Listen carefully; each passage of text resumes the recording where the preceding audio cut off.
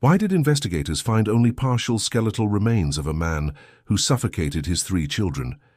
And why has no agency been able to determine his final movements in the Cascade forests? What happened in the hours after he killed them remains unverified by any recovered evidence. On May 30, 2025, 32-year-old Travis Decker arrived at the Wenatchee residence of his ex-partner for a court-approved visitation with his 3 daughters, 9-year-old Peyton, 8-year-old Evelyn, and 5-year-old Olivia. The exchange followed a standard weekend schedule that had been in place since early spring. Court records show the arrangement had been under review due to ongoing disputes about Decker's unstable living conditions. By 8 p.m. that evening, when the children were not returned as required by the visitation order, their mother attempted multiple phone calls. None were answered. A wellness request was filed with local dispatch at 9:12 p.m. When officers checked Decker's last known residence, a budget motel on the outskirts of Wenatchee, the room had been vacated 2 days earlier.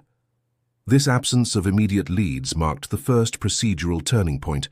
There was no known location, no active phone signal, and no predictable pattern of movement.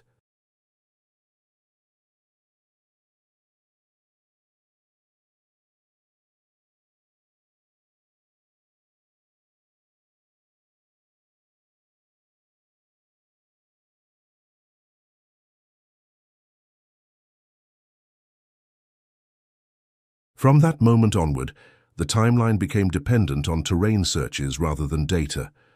Officers distributed alerts to campgrounds, motels, and highway patrol units. The lack of digital trail suggested an intentional effort to disappear and indicated a potential escalation from a custody violation to a high-risk missing child event. On June 2nd, at approximately 7:40 a.m., a Chelan County deputy located Decker's white 2017 GMC Sierra at Rock Island Campground near the Columbia River. The vehicle appeared undisturbed, with 2 rear doors locked and the driver's door closed, but not latched fully. Inside were children's backpacks, a water bottle, and a partially eaten snack. These details formed the second major turning point.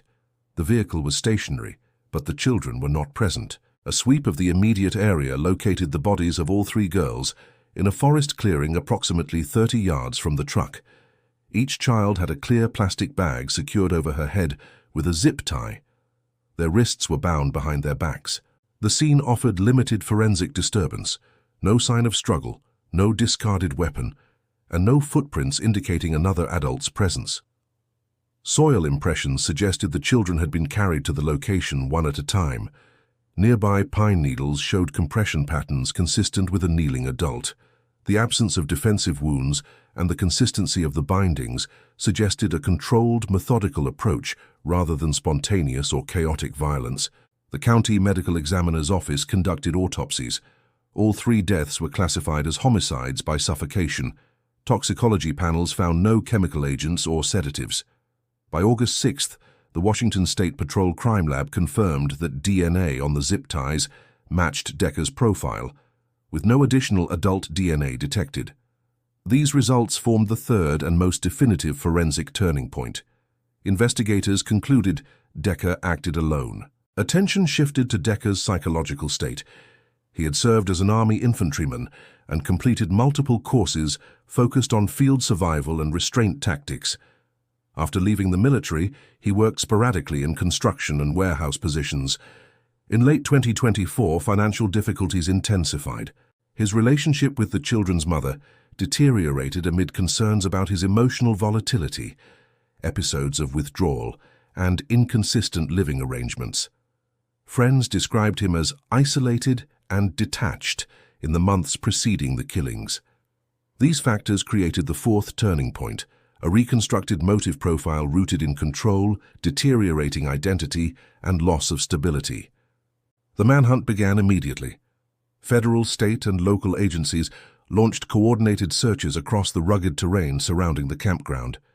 The area contained steep ridges, dense forest, and numerous unmarked trails. Teams used drones, helicopters, K-9 units, and wilderness trackers. Agencies regarded Decker as a high-risk suspect due to his military training and familiarity with remote environments. flight risk was considered minimal. Survival evasion was considered likely. This introduced the fifth turning point. The case evolved from a homicide investigation into a prolonged survival evasion operation. Across June and July, search crews discovered multiple abandoned fire pits, improvised shelters, and food wrappers scattered across the forest.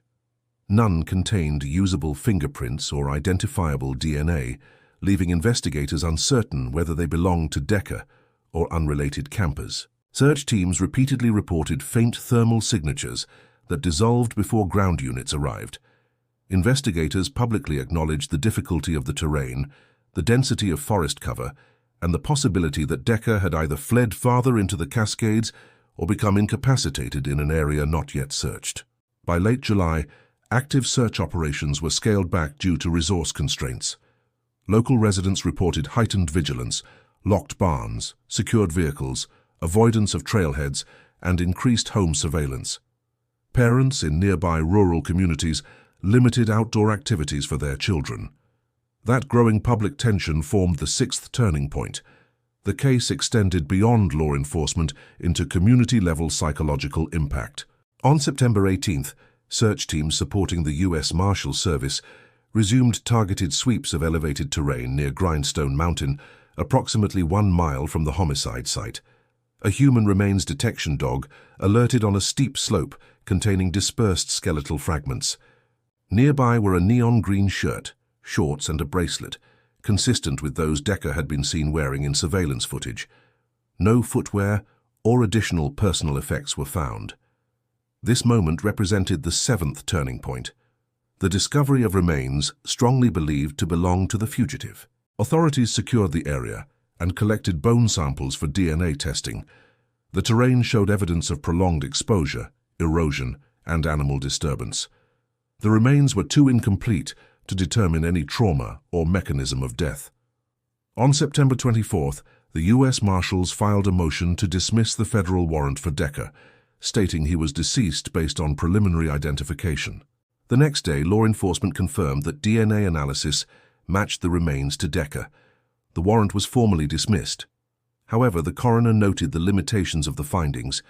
Without a skull, torso, or soft tissue, the cause of death could not be determined. That official uncertainty formed the eighth turning point. The procedural closure left critical questions unresolved. The investigative file now consists of a clear sequence of events up to the children's deaths, a verified identification of the suspect's remains, and a complete absence of evidence describing his final hours. No note was recovered, no weapon was found, no electronic device was located. There is no record of whether he attempted suicide, succumbed to environmental exposure, or suffered an accidental injury. Investigators have not publicly released mapping data indicating how far he may have traveled or whether he crossed any ridgelines before dying. His movement patterns remain speculative. Despite the closure of the warrant, the case continues to generate public concern due to the wide search radius, the incomplete remains, and the absence of a confirmed cause of death. Rural residents near Grindstone Mountain report ongoing unease, noting that the forest continues to produce unverified sights, noises, and disturbances unrelated to regular wildlife activity. Hikers occasionally report discovering clothing remnants or skeletal fragments that later turn out to be animal in origin, but the frequency of these reports keeps the landscape under informal surveillance. With no full remains and no final timeline, the last hours of the man responsible for the Decker children killings remain unknown. And in the forest where he died, the unanswered procedural gaps continue to raise quiet, persistent questions that the investigation no longer addresses.